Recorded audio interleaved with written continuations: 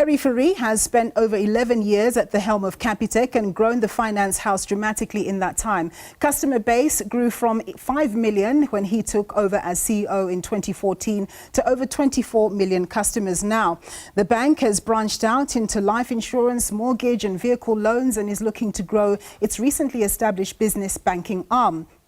And as the bank has grown, so too has the value it's been giving to shareholders and other stakeholders. Well, to get his reflections on Capitec's journey under his watch, I'm joined by outgoing CEO Gerrie Fourie. Thank you very much for joining us, Gerrie. So some say that Capitec serves as a really good textbook example of how to grow a startup business. Perhaps take us through the building blocks you put in place to achieve growth and what you attribute to the bank's success so far. Yeah, I think, thank you very much. I think if you look at the Capitec story, it's all about tremendous focus, delivering on the client needs. And, we defined very quickly in the beginning our fundamentals is going to be accessibility, simplicity, service and affordability. And over that 25 years, we've been very consistent on and making certain that we deliver on it.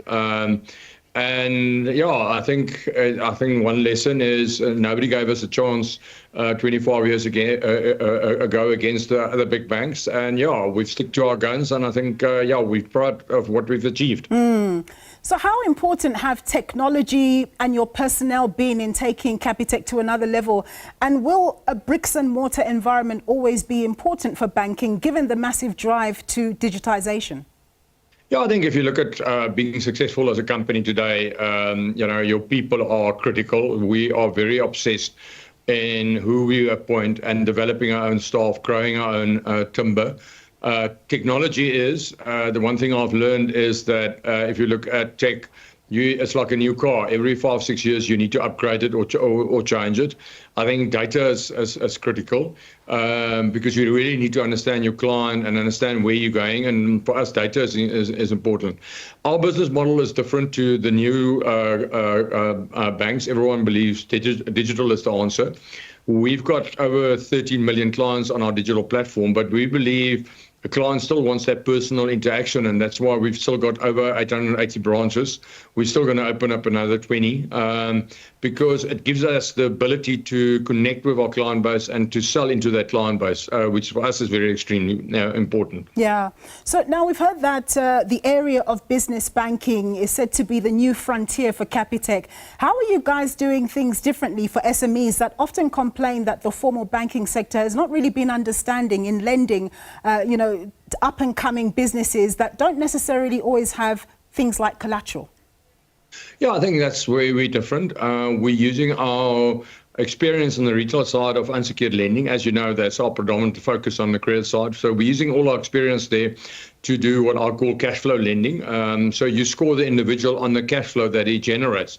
So you don't rely on assets and then to provide credit from that perspective. But I think it's not only about credit, it's also providing service. And that's why we've built a relationship suite that's situated in Joburg, and it's available 24/7 the whole time to answer questions, help clients, understand clients, etc., etc. But I think the big question on credit is the fact that you're moving away from assets and you're focusing on cash flow lending.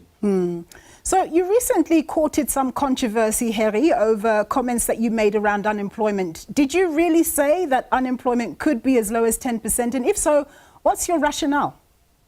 Yeah, I've said that, and I still believe in it. I think what has been misquoted or nobody's quoted on, I'm very passionate about South Africa.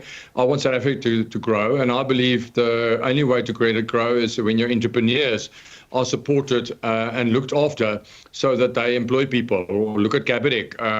25 years ago, we had nobody worked for us. Now we've got 17,000. And if I look at the informal market, I see a lot of entrepreneurs. And we need to ask in South Africa, how do we grow those people? How do we support those people? What infrastructure do we give them? Do we need all the red tape that there is currently so that we've got entrepreneurs that will really go out there and appoint people? So how do you go about doing that? I mean, I understand that you guys have trillions of data points and so on. Maybe those can help you to lend the services to those types of SMEs that need help that are not necessarily in the formal sector. Yeah, for sure. We're sitting with, if I look at our banking clients, there's about 2.9 million clients that has got other income or multiple income. So income is coming over a certain period. So if you look at that, close to 3 million, and you multiply that with, let's say, 4 or 5 dependents, you're looking at about 12, 13 million people in that particular sector. So what we're doing is we've dropped our fee structures on our business banking side to exactly the same as retail. We are pushing our point of sale devices into that market at very reduced prices. We've cut our commission rates quite a lot. And the whole thing is actually to really understand the data of those particular clients and make certain that we can score those clients and provide credit and assistance.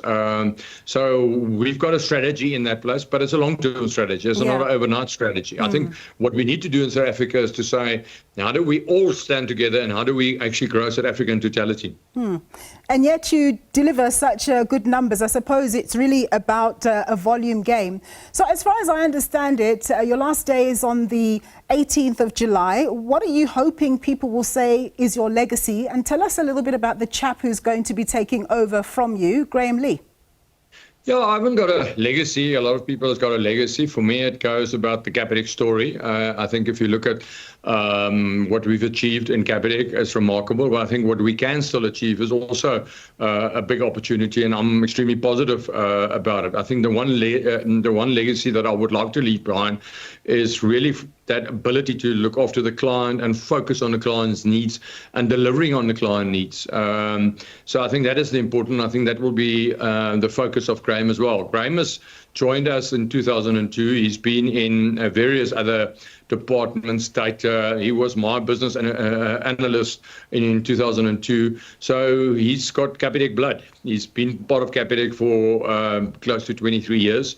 So I've got fullest confidence that he will take Capitec to higher heights. Yeah, I've heard people praise Capitec for its smooth succession policy. Is that because you do ensure that everyone has the same DNA? Yeah, I think it's two reasons. We're very strong on making certain that the people that we appoint as part of, they will adapt our culture, or they fit into the culture. We've defined 9 leadership traits that we really believe in, and we make certain people will fit into those particular traits and show that leadership styles. And then we've got a very strong succession planning. If I look at all our senior people, the top 40 to 100 people has got detailed succession plannings of people that can step into the roles very quickly. So succession planning, developing people, growing people is for us a critical part of Capitec's success. All right, Gerrie, it's always been a pleasure to engage with you over the years. All the very best in your future endeavors. That was Gerrie Fourie. He's the CEO, the outgoing CEO at Capitec.